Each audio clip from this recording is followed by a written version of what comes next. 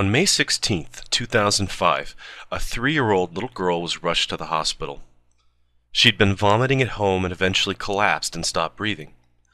Doctors at Valley Presbyterian Hospital in Van Nuys, California, were unable to resuscitate the little girl. She was pronounced dead at 5:40 a.m. This is a nightmare for any parent, the worst possible thing that could ever happen to you. The sense of powerlessness and fear are torture for a mother or a father. What makes this story especially tragic was the cause of death and the identity of the victim. The little girl was Eliza Jane Scovill, and the cause of death was AIDS-related pneumonia. An autopsy was performed that found a pronounced atrophy of the thymus and lymphatic organs. The lungs were found to contain an opportunistic fungal pathogen called pneumocystis. This is known as pneumocystis pneumonia, or PCP.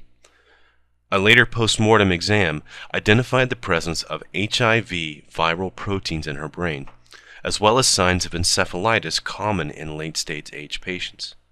This all adds up to a rather textbook case of pediatric AIDS death. Eliza Jane's mother was Christine Maggiore, a prominent AIDS denialist. Christine was the wealthy founder of a large clothing import-export operation. In 1992, she tested positive for HIV during a routine exam. She became very active in various AIDS charities. But in 1994, there was a sudden change in Maggiore's activism. She had encountered Peter Duesberg, the UC Berkeley professor and prominent AIDS denialist.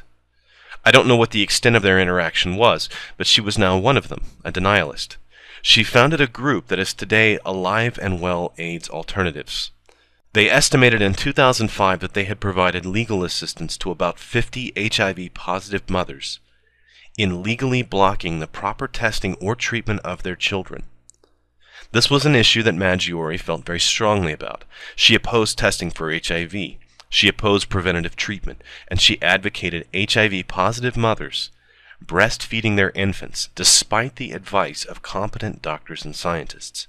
She was completely against any use of antiretroviral drugs. Instead, she advocated herbal therapies, megavitamins, homeopathy, naturopathic medicine, acupuncture, colon hydrotherapy, aka enemas, juice fasting and diets, imagery, and of course, Ayurvedic medicine. The advisory board of Alive and Well is composed of a who's who of AIDS denialism, the Perth Group, Peter Duesberg, and others. Maggiore practiced what she preached.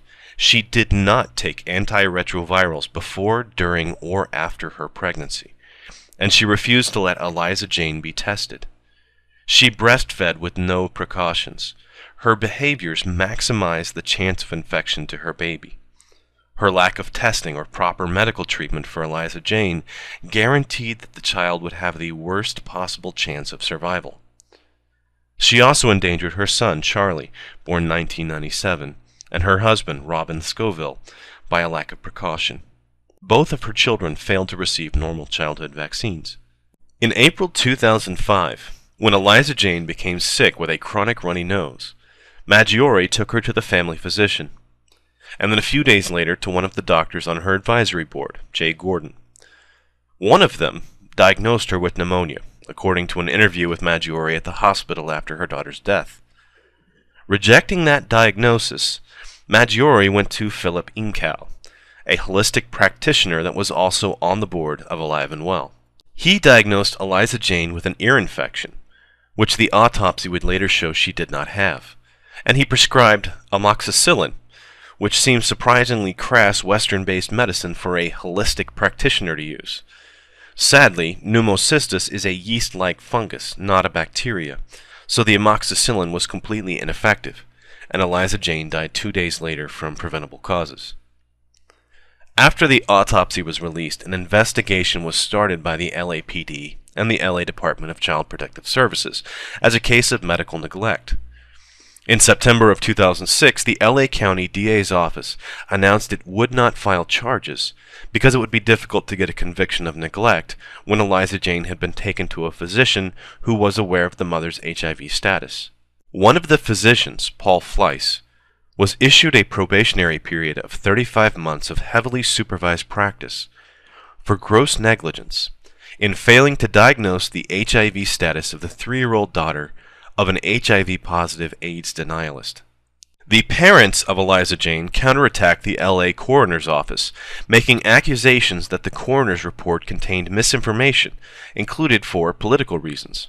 They went to Dr. Mohammed Al-Bayati, who holds a PhD in animal disease pathology.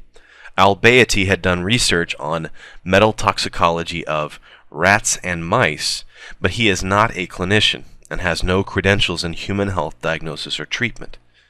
Yet he often shows up as a professional witness in controversial trials. He's also an AIDS denialist, and on the advisory board of Alive and Well.